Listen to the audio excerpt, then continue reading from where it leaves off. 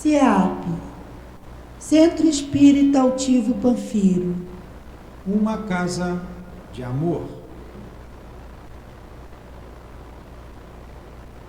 Que Jesus abençoe a nossa noite de estudos. Vamos iniciar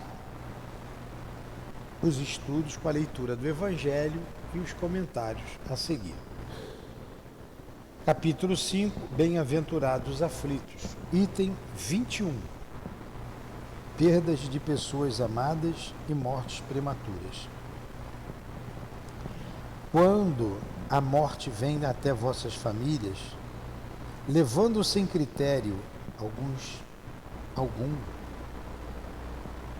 os jovens antes dos velhos, muitas vezes dizeis: Deus não é justo, porquanto sacrifica o que é forte e cheio de vida, para conservar aqueles que viveram muitos anos plenos de decepções. Leva aqueles que são úteis e deixa os que não servem para mais nada. Parte o coração de uma mãe, privando-a da inocente criatura que fazia toda a sua alegria. Humanos, é nisso que tendes necessidade de vos elevar acima do terra a terra da vida. Vamos fazer a nossa prece. Jesus, nos reunimos para estudar o Teu Evangelho, à luz do Espiritismo. Inspira-nos, permita que Allan Kardec, o Teu enviado, possa nos ajudar na compreensão destas palavras que ele ordenou e colocou neste livro. Palavras, orientações de um grande amigo dele, o espírito de Samson.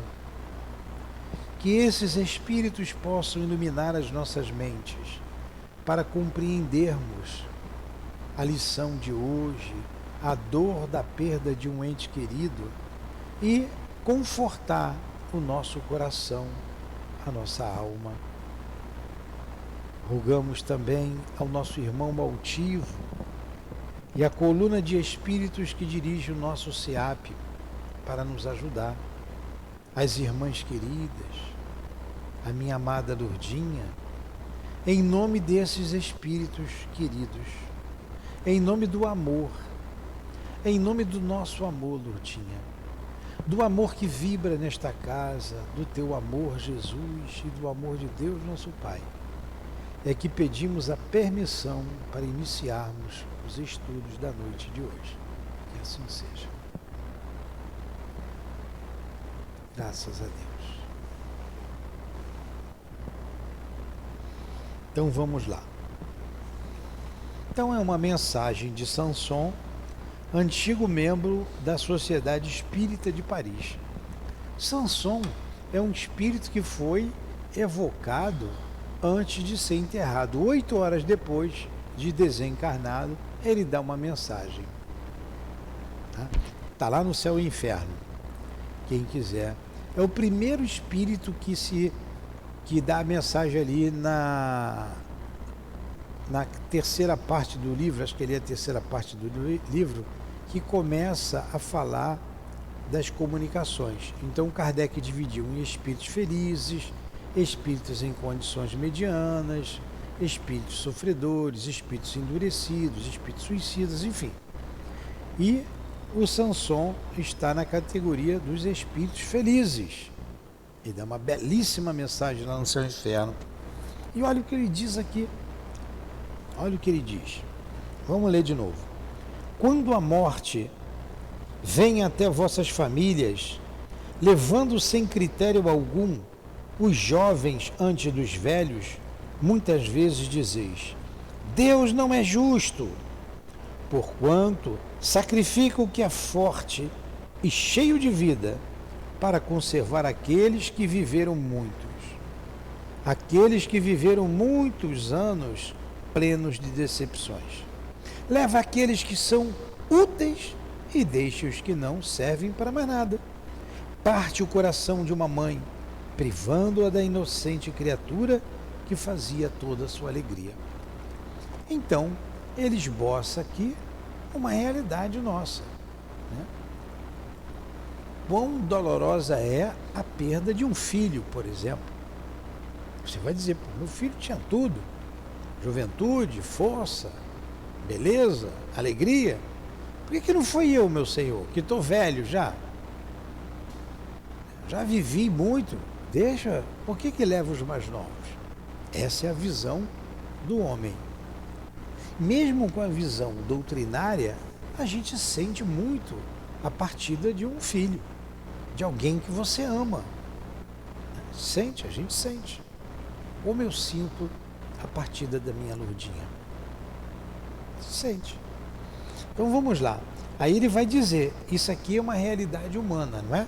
Correto, Carlos? É assim que a gente pensa.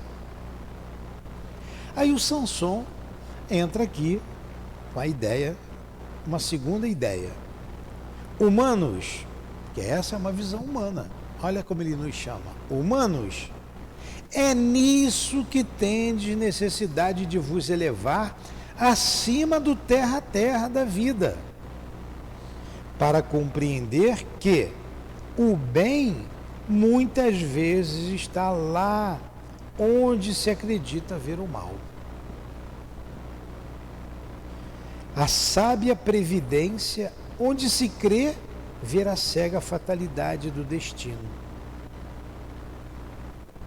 Por que avaliar a justiça divina pelo valor da vossa? Podeis pensar que o mestre dos mundos queira, por um simples capricho, vos fazer sofrer penas cruéis? Nada se faz sem uma finalidade inteligente, e seja lá o que for, cada fato tem sua razão de ser. Se procurasseis investigar minuciosamente todas as dores que vos atingem, nelas sempre iríeis encontrar a razão divina, a razão regeneradora, e vossos insignificantes interesses teriam uma importância tão menor que vós os colocarias em último plano. Então, o que foi que ele disse aqui? Ele vai explicar melhor depois. Ele, nesse parágrafo, está dizendo que a gente está analisando a situação de um ponto de vista diferente do que Deus vê para todos nós. Então, o que seria a vida desse jovem que acaba de desencarnar? Eu fui num enterro de uma pessoa, eu não conhecia, acompanhei meu filho, mas a mãe do rapaz que tinha desencarnado era funcionária lá dele, lá da empresa dele. E ele foi lá porque era uma boa funcionária, ele gostava dela. Mas essa senhora, a família toda, eles estavam inconsoláveis, inconsoláveis, né? Porque o rapaz, com 18 anos, desencarnou. O coração parou, morreu. Estava. Rapaz jovem, cheio de esperança, inteligente, etc, etc. Mas aquele jovem se libertou. Na verdade, a realidade da vida é essa. Não estou dizendo que isso aí é consolo. A Lourdinha se libertou, eu sinto. Imagine um filho jovem, se libertou. Mas quem sabe o futuro dele seria cheio de dor e amarguras. E ali ele saiu bem da vida. É o que ele está dizendo aqui. Vocês não julguem a justiça de Deus pela justiça de vocês. Vocês não julguem. Mas vamos continuar aqui na análise para que eu não antecipe o que ele vai falar aqui adiante. Tá? Alguém quer perguntar alguma coisa? Não. Então vamos lá. Acreditai em minhas palavras. A morte é preferível mesmo numa encarnação de 20 anos a esses desregramentos vergonhosos que angustiam as famílias honradas, destroem o coração de uma mãe e fazem embranquecer antes do tempo os cabelos dos pais. É uma verdade, né? E ainda mais como a gente está vendo hoje aí os jovens. Jovens, fortes, saudáveis, se entregando à embriaguez, aos tóxicos de toda. Hoje, a pergunta aqui, ali na obra social, uma menina levantou o dedo, eu nem sabia que existia isso. Ela, seu Newton, o que o senhor acha, o que o senhor pode dizer da nova droga, que eu nem sei dizer o nome, TDK, K, tem um prefixo desse aí, que é a mais alucinógena do mercado, é a mais nova e é baratinho e deixa as pessoas em estado quase que de coma. Falei, não tem nem que responder. Primeiro, eu não conheço essa droga. E que a pessoa que faz uso de uma droga dessa, o que ela quer da vida? O que ela espera? Ela quer se suicidar. Ela quer morrer. E quem está usando isso aí? Jovens de 15, 16, 17, 18, 19, 20, 21, 22 anos. O que é melhor? Um desencarne ou ele se afundar, se chafurdar num vício desse?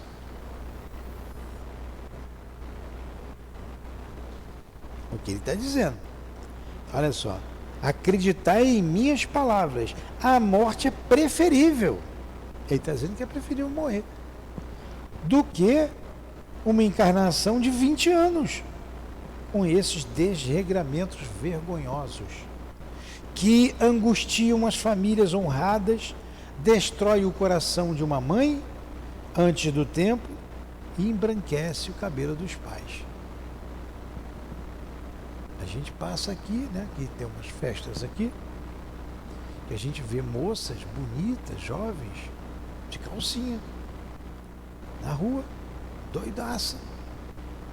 Rapazes jovens, 20 e poucos anos, todos sem camisa, fortes, doidaços, pegando carros caros que estão ali na porta, estacionados, para seguir o destino deles.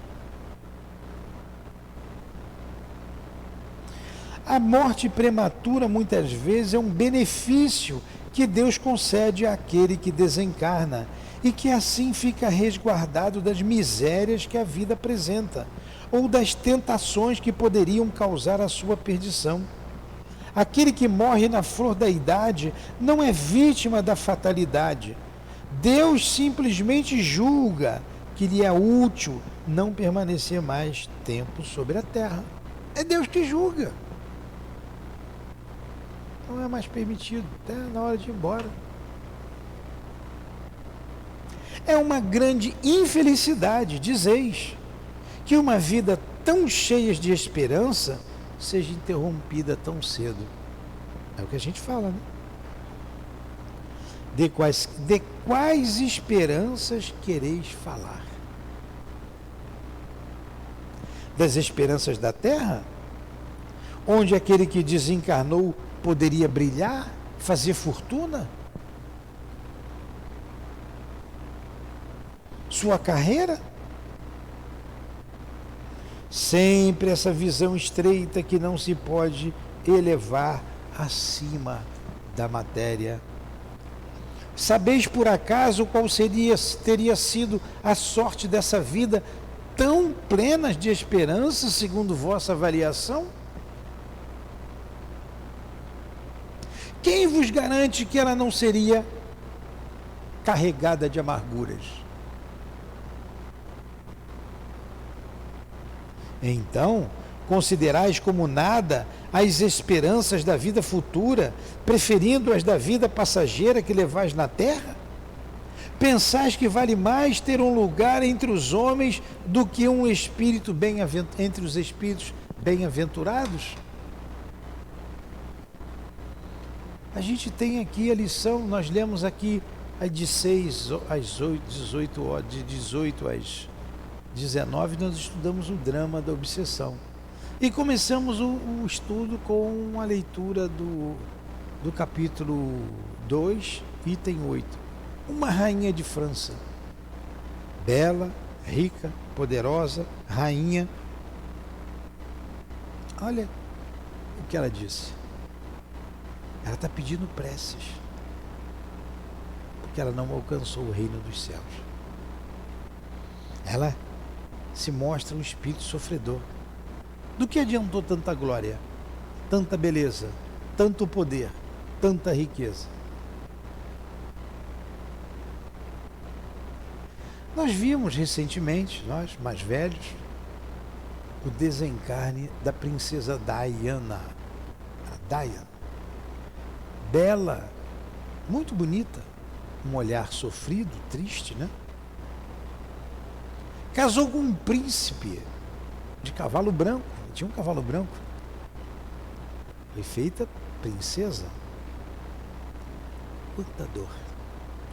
Beleza, juventude. Casou com um príncipe, história de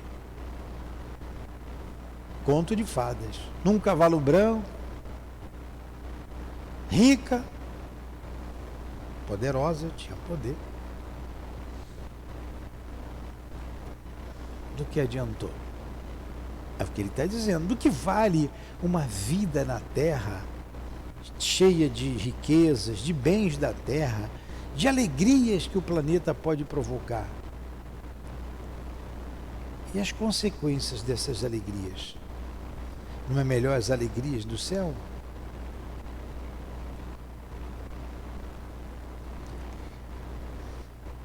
Vamos continuar. Olha como é duro para a gente. Isso tudo é nosso. Eu estou aqui raciocinando com vocês e sentindo como vocês estão sentindo. Eu também tenho filhos. Eu também tenho pessoas que desencarnaram, partiram na minha frente. Meu pai desencarnou com 50 e poucos anos, 56, 57, foi novo.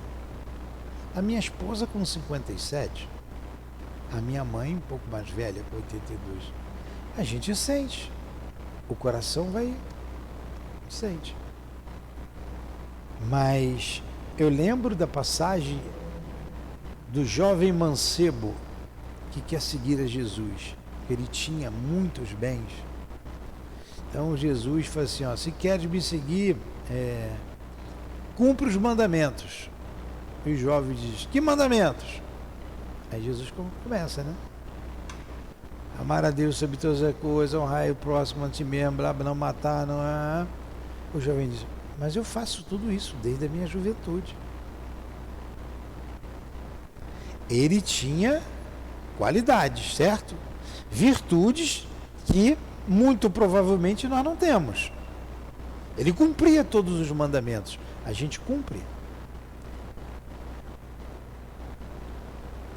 Aí Jesus olha, acho que Jesus pensou, pô, onde é que ele estava que eu me esqueci dele? Tinha que ser meu apóstolo, né? Tanta virtude. Aí Jesus olha, faz o seguinte então. Vai, vende tudo que tem, depois vem, dá aos pobres, depois vem e me segue. E o jovem sai cabisbaixo, ele fica triste, porque tinha muitos haveres, não está escrito ali. Aí daria que surge aquela bela passagem. É mais fácil um camelo passar no buraco do agulha do que um rico entrar no reino dos céus. Ele valorizava o quê? O mundo. Ele queria a riqueza do mundo. Pilatos também tinha a riqueza do mundo. Mas Jesus visava a riqueza dos céus. O jovem ainda estava ligado à riqueza do mundo. E quando desencarna, porque a vida é muito breve, é muito rápida, quando vai para a eternidade, a vida do espírito, essa sim é eterna, quem vai para um bom lugar? Jesus ou Pilatos? É o que a gente tem que analisar. A gente precisa vivenciar o Evangelho e analisar a nossa vida, as circunstâncias de nossa vida, à luz do Evangelho. Senão ela é uma teoria para os outros. Ela tem que ser uma bússola para mim. Para mim.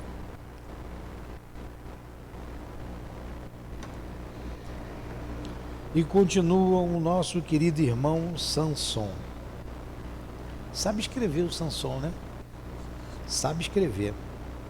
Alegrai-vos em vez de chorar quando Deus resolve retirar um de seus filhos desse vale de misérias.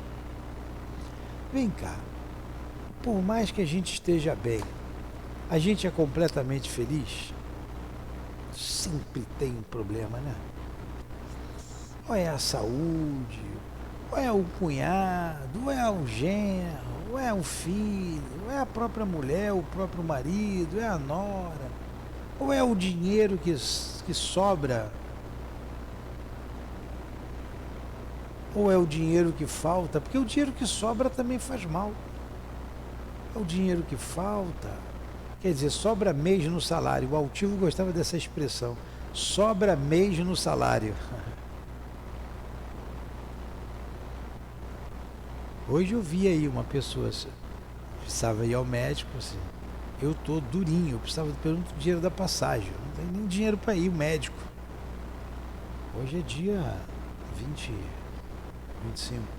Quer dizer, sobrou dia do mês no salário, né? O salário já acabou. Então a gente não tem felicidade. Dá pra gente ser feliz completamente quando você bota o pé aqui fora, tem um mendigo deitado ali na tua porta? Você vai num restaurante, tem um monte de gente pedindo comida? Você para o teu carro no sinal, tem um jogando balinha, tem outro engolindo fogo, tem outro vendendo pipoca, tem outros te estendendo a mão. Isso te deixa bem?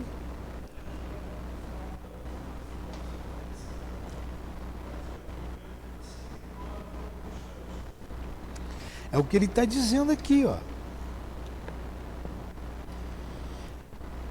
Não é egoísmo desejar que ele fique, ó. Alegrai-vos em vez de chorar quando Deus resolve retirar um dos seus filhos desse vale de misérias.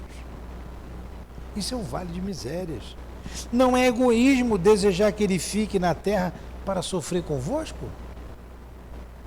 Está mostrando um outro ponto de vista. Essa dor se concebe naquele que não tem fé e que vê na morte uma separação eterna. Mas vós, espíritas, sabeis que a alma vive melhor desembaraçada do seu invólucro corporal. Mães, vós sabeis que vossos filhos bem-amados estão perto de vós. Sim, eles estão bem perto. Seus corpos fluídicos vos cercam, seus pensamentos vos protegem. Vossa lembrança os enche de alegrias, mas também as vossas dores sem razão os afligem, porque elas denotam falta de fé e porque são uma revolta contra a vontade de Deus. Tem um livro chamado Sublimação, da nossa irmã Ivone, com vários contos. Vou ver se eu me lembro da história aqui. Vou contar aqui do meu jeito. Se dá lá da Rússia.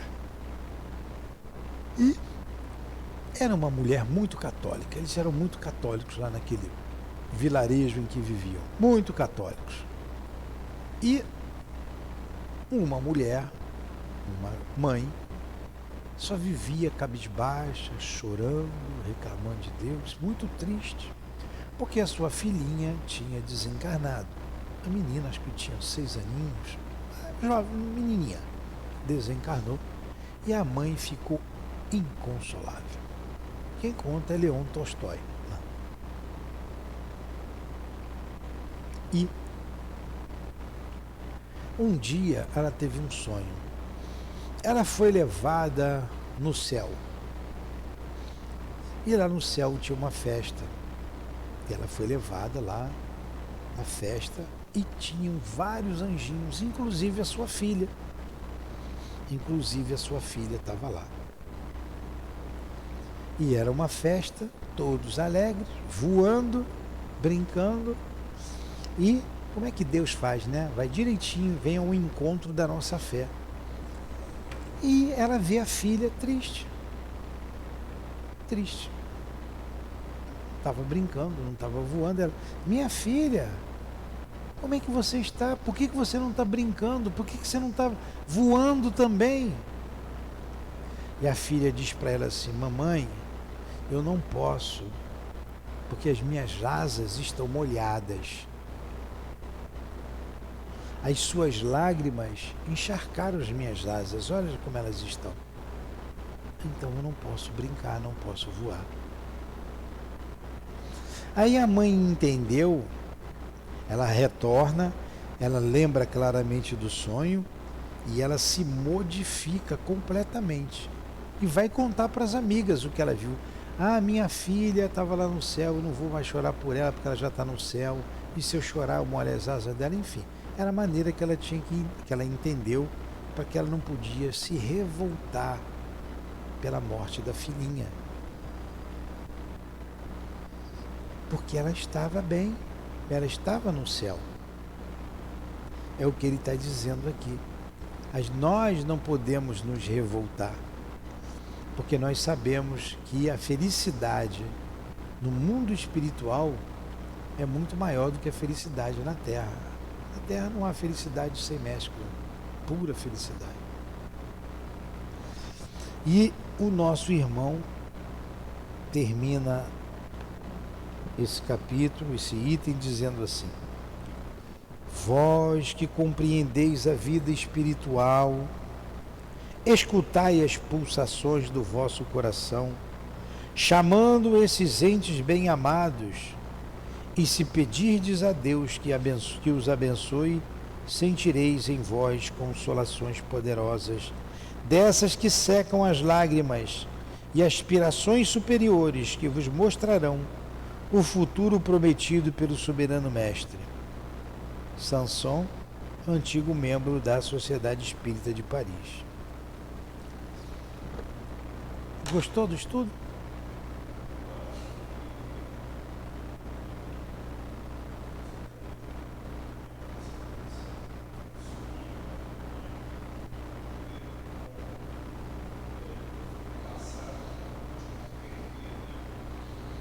A vida espiritual.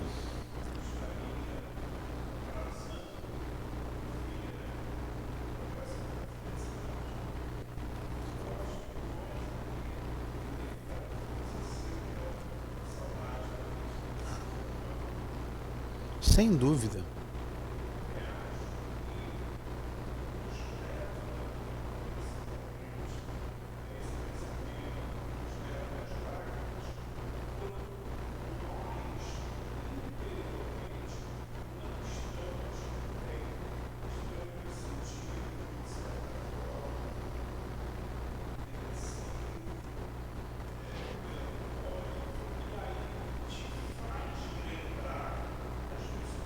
Ah, sem dúvida, sem dúvida.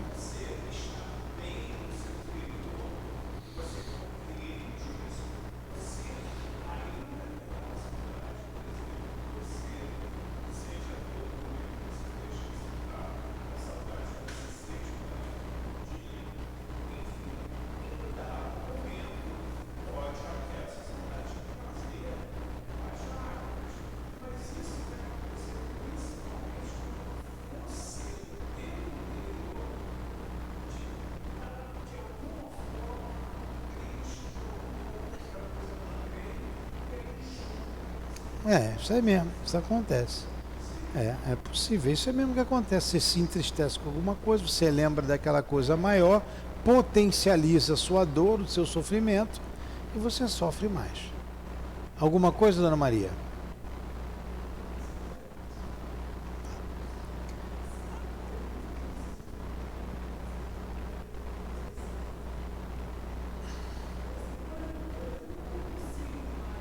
É. Não.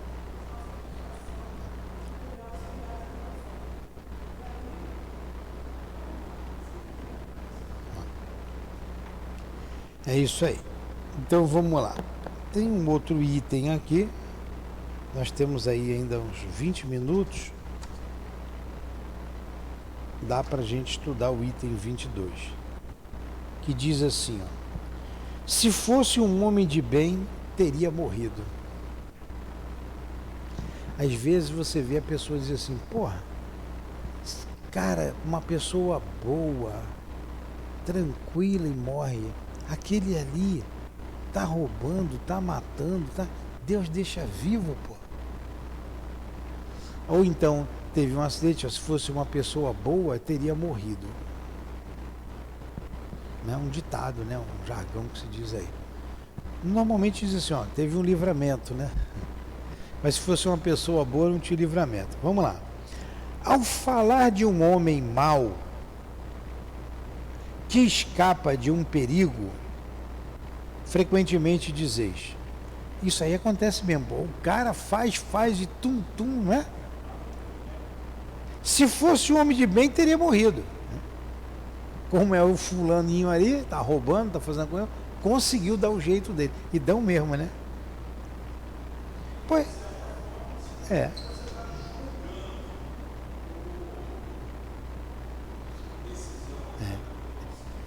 Então vamos lá. Ao falar de um homem mau que escapa de um perigo, frequentemente dizeis, se fosse um homem de bem, teria morrido.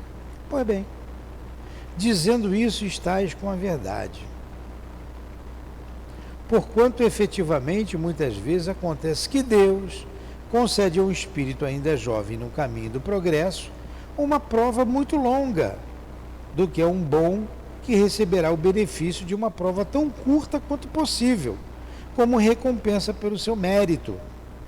Assim, pois, quando dizeis, se fosse um homem de bem, teria morrido, não tenhas dúvida de que cometeis uma blasfêmia.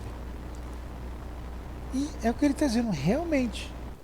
Se fosse um homem de bem, não precisa ficar aqui tanto tempo, vai embora.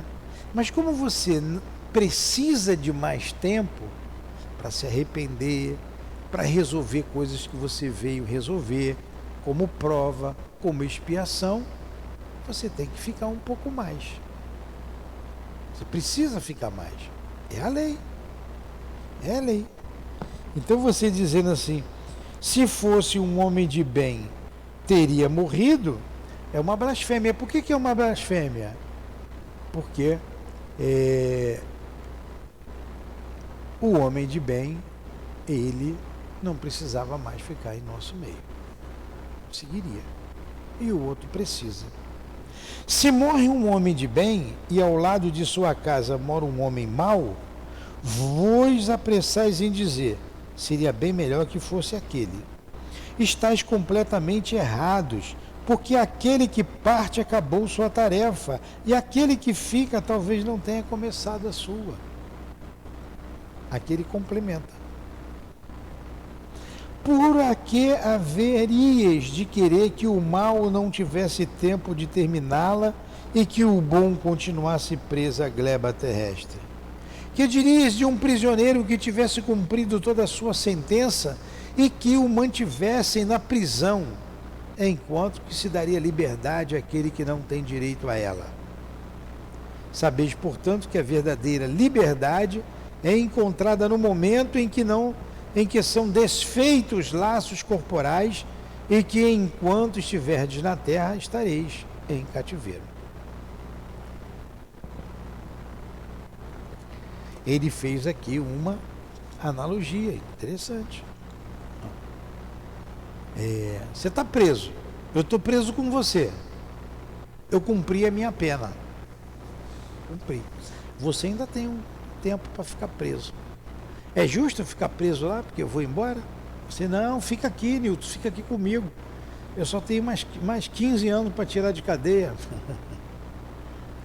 É justo você fazer isso comigo? Não é. Quando você sair da cadeia, a gente vai se encontrar, vamos continuar amigos. Você tem que cumprir lá a sua pena. A lei manda isso. Então, quando alguém se retira do corpo, cumpriu já o que tinha que fazer. E você tem que fazer, fica aqui ainda.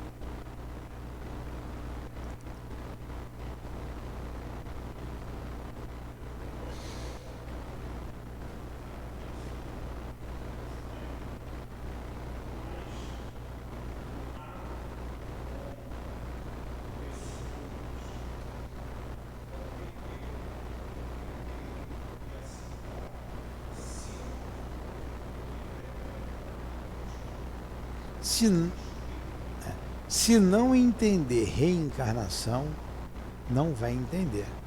Por quê? Tem um motivo. Por que eu fiquei viúvo? O que fez? Por que Deus quis, como ele colocou lá atrás, um capricho? Não, deixa ele sofrer, eu quero que ele sofra. Ah, morrer lá, ok.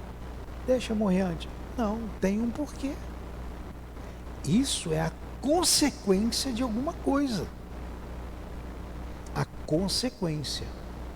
E você precisa passar por aquilo. Só entendendo reencarnação. Se não entender, não é só a doutrina espírita que professa a reencarnação. Existem outras doutrinas. Por isso que eu falei, não é só o espírita. Agora, quem tem essa compreensão sofre menos. A dor da saudade é grande. Não deixa de sofrer. Mas quem não tem, sofre muito mais. Imagina um materialista. Ele pode ser materialista, mas se morrer o filho dele, que ele vai sentir, ele vai chorar. Se morrer a mãe, ele vai chorar. Vai ficar inconsolável. Mas se você não é materialista, você chora, que é normal, você vai sentir saudade, mas você tem a esperança de encontrar aquela pessoa. Ou a certeza, né? Eu digo a esperança, porque pode ser que você, quando retornar à pátria espiritual, se for necessário, o outro reencarnar, né? Mas de qualquer forma você vai ver onde ele está.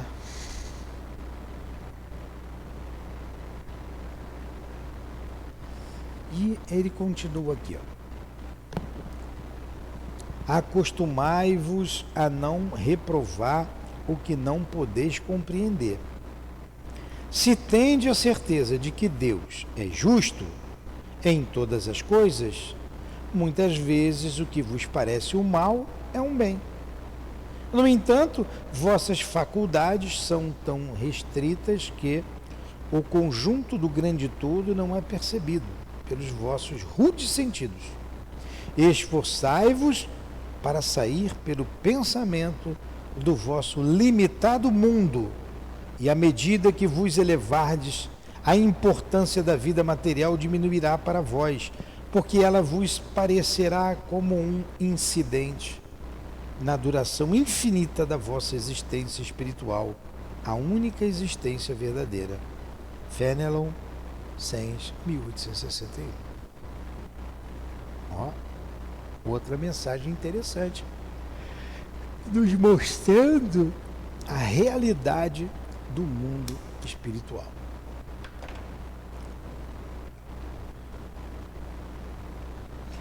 Então, a doutrina espírita nos conforta muito. Não apaga a dor da saudade, mas nos conforta muito. Quantos se suicidaram no passado? E precisa complementar a vida. Ou quem sabe eu me suicidei porque a esposa morreu e agora eu passo pela prova da vida novamente. Ela tem que partir antes. E vamos ver se a gente se valoriza a vida. Porque a prova consiste em você valorizar a vida. Aprendizado. A prova é isso. Visa a valorização da vida. Aprendizado. Fixação de conceito. Conceitos. Fixar conceitos. Hoje eu fui fazer uma visita a uma pessoa, nós fomos lá. E a pessoa estava muito resignada. Ela estava resignada. O quadro é um quadro complicado. Então a gente já foi outras vezes, está vendo a pessoa miringuindo, lá do câncer, metástase, uma série de situações difíceis. Não tem cura para a ciência humana. Não tem cura. Aí nós ficamos olhando, demos o passe, o ambiente estava muito bom, muita proteção, E o outro médium viu, eu não tenho capacidade de ver os espíritos em torno lá dele, uma proteção imensa, muita luz naquele quarto. E quando ele abriu o Evangelho, foi ele que abriu para a gente fazer a leitura, fazer a prece, dar o passe, ele falou lá dos médiuns, aquele capítulo que fala dos médiuns, a missão dos médiuns, né? Foi que a gente vem médium, no livro lá para trás. Acabou, deu o passe, foi mesmo, depois conversar, parou dali. Aí esse médium falou assim, olha, essa pessoa, ela está bem. Ela veio para uma missão. Ela tinha que ter cumprido uma missão no campo da mediunidade. E ela faliu. Ela faliu. Ela não cumpriu com aquilo que se comprometeu. Mas era um espírito bom, né? Trabalhador, trabalhou, está a vida inteira. E agora, já doente, está caindo na realidade devagarzinho, vai voltar para o plano espiritual. Mas o que tinha que fazer, não fez. Não fez. Aí você vê, vai voltar, vai ter que voltar médium de novo, para você, para ele cumprir com o que ele deixou de fazer. Quando você pega o filme na metade, você não entende. Então, nesse caso, né, porque tanta dor e teve uma vida totalmente material. Ele não cumpriu. O que aconteceu? Ele não fixou o conceito. Ele não fixou o conceito.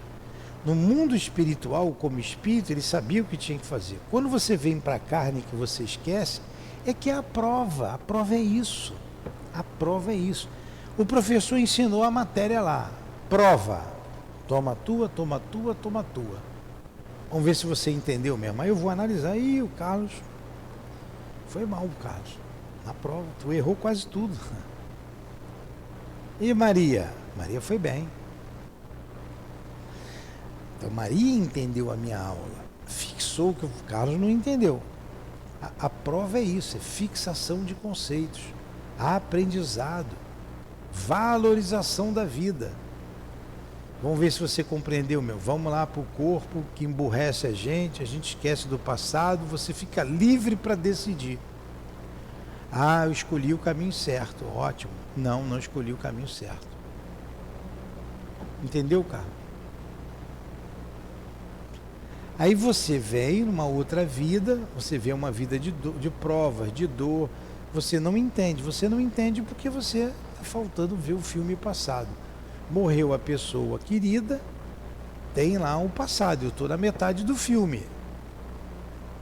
A pessoa querida já sabe de tudo, eu não sei, só vou saber depois. Porque tudo tem uma ligação com as vidas sucessivas, tudo é uma ligação só.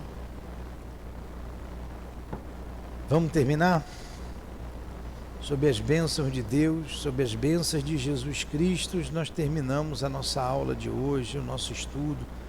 Nossa aula não, Senhor, o nosso estudo, a nossa reflexão em torno do Evangelho, do Teu Evangelho. Muito obrigado. Muito obrigado aos guias aqui presentes. Muito obrigado a Allan Kardec, a Leon Denis, ao Tivo, queridas irmãs, aos espíritos guias da nossa casa, a nossa gratidão. Que Deus abençoe a todos vocês. Que Deus abençoe o nosso retorno aos lares, aos nossos lares. Em nome do Altivo, em nome da direção espiritual do SEAP, das nossas queridas irmãs, em nome de Leon Denis, de Allan Kardec, em nome do amor, do nosso amor, Lourdinha, do amor de Jesus Cristo, nosso mestre maior, mas acima de tudo, em nome de amor de Deus, nosso Pai, é que damos por encerrado os estudos em torno do Evangelho da noite de hoje. Que assim seja.